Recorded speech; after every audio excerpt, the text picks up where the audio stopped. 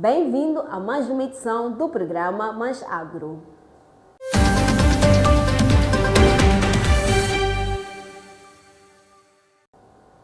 Iniciou esta semana na cidade brasileira de Belém a 30ª Conferência das Partes sobre o Clima, mais conhecida por COP30. Durante 2 semanas, os líderes mundiais vão alinhar novas estratégias e traçar novos compromissos para combater as mudanças climáticas.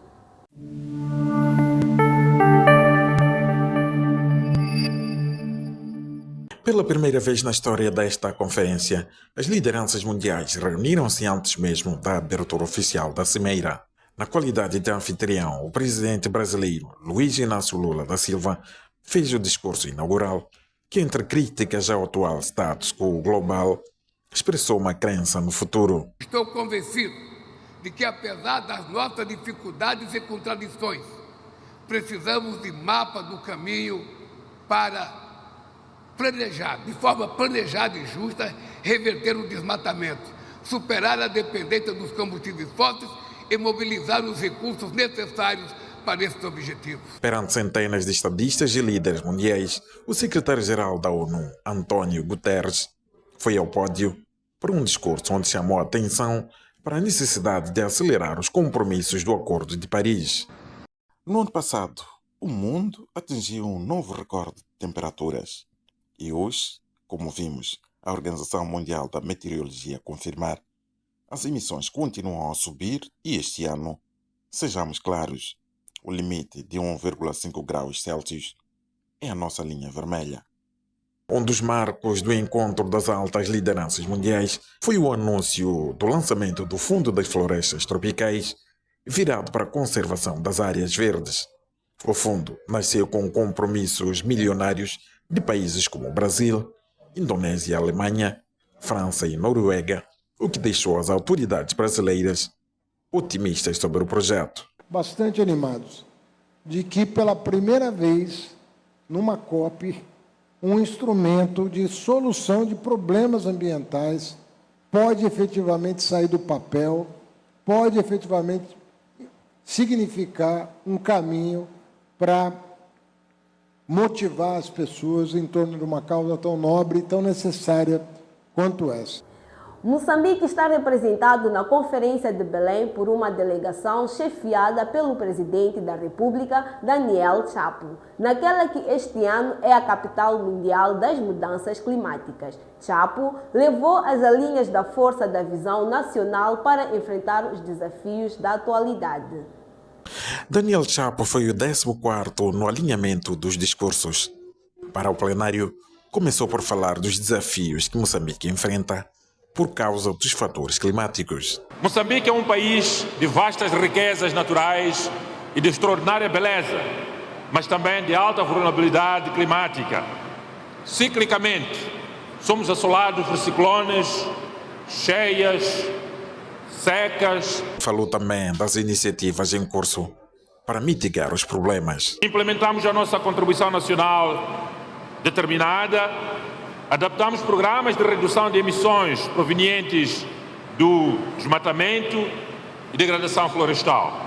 Aprovamos a Estratégia Nacional do Financiamento Climático 2025-2034. E, por fim, apresentou os custos da resiliência plena perante os desafios que o país enfrenta. Estima-se que Moçambique necessita de cerca de 37,2 mil milhões de dólares para alcançar a plena resiliência climática do seu capital humano, físico e natural. Este número traduz o custo de adaptação, mas também o valor de esperança de milhões de moçambicanos. Assegurar financiamento para programas de mitigação e adaptação são os principais fatos de Moçambique na COP30. Contudo, a produção de alimentos é outra prioridade que o governo espera conseguir vender as suas ideias.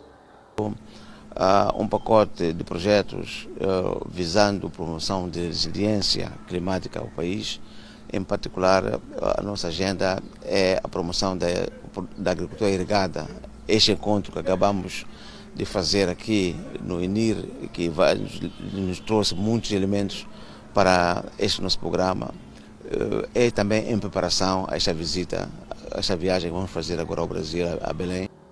Saiba a seguir o que é, afinal, a Conferência das Partes. A explicação é da professora brasileira Miriam Rezende, geógrafa e educadora ambiental, numa cortesia para a revista Terra. Se você quer entender um pouco mais sobre a COP, você está no lugar certo. Nossa conversa aqui hoje é sobre esse assunto. O que significa essa sigla COP, que é uma sigla em inglês, mas traduzindo para o português, significa Conferência das Partes. E é uma reunião, um encontro mundial, internacional, que é feito para debater as questões climáticas do globo, as mudanças climáticas. Então, o que é o objetivo principal desse encontro? É que governantes, cientistas, representantes da sociedade civil façam um debate sobre as atuais mudanças climáticas que estão acontecendo no planeta e quais as possíveis medidas, soluções, acordos que podem ser feitos para poder minimizar e talvez até resolver esse problema. Então, a estrutura é basicamente essa. Agora, quem que coordena a COP? É uma parte da Organização das Nações Unidas, é uma sigla enorme, eu vou até colocar aqui para você, mas é um braço, vamos dizer assim, né, da ONU, que é responsável pelo estudo dessas mudanças climáticas, que vai coordenar esses encontros. Bom, e quando que aconteceu a primeira COP? Como é que foi criado isso aí? Essa ideia, ela foi criada na ECO 92, que foi uma conferência mundial sobre meio ambiente. Aconteceu no Rio de Janeiro em 1992. E em 1995 aconteceu a COP 1 na Alemanha. Desde então, ela é realizada anualmente, por isso que você sempre vê COP e depois um número. O número é aquela sequência COP que está sendo realizada naquele determinado ano. Então, todo ano ela acontece em algum determinado lugar do globo, é escolhido um lugar específico para que ela seja realizada.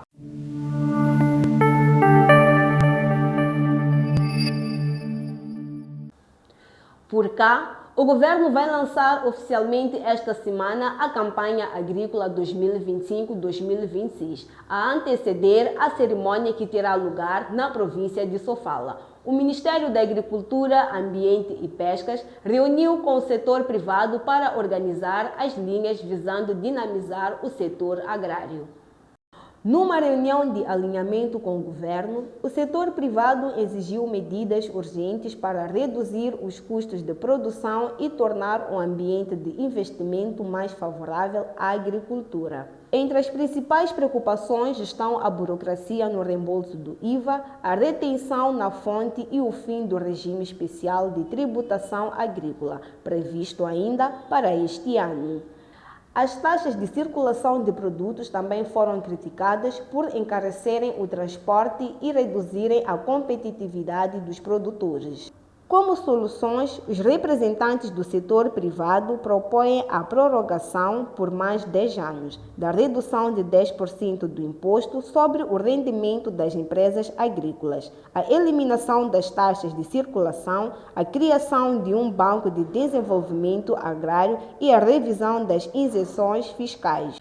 Ainda sobre a campanha agrária prestes a iniciar, o Instituto Nacional para a Irrigação procura financiamento para revitalizar os regadios de Choque e do Baixo Limpopo. A ideia é assegurar que os dois polos contribuam para o principal objeto da campanha, que é aumentar a produção e a produtividade. São dos principais regadios do país e a sua exploração continua muito abaixo do potencial. Para inverter o atual cenário, o Instituto Nacional de Irrigação procura investimentos para ações consideradas urgentes. Falando de ambos os regadios, refiro ao regadio de Baixo Limpopo e o regadio de Chocó. Estamos a falar de um orçamento avaliado em cerca de 4,5 milhões de dólares.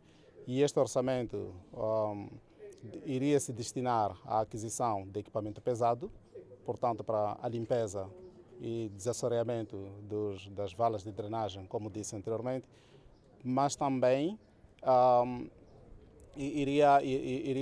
iríamos usar esse valor que era para fazermos a reposição de algumas caleiras que têm alguns problemas, sobretudo no regadio de Chocó, que precisam ser.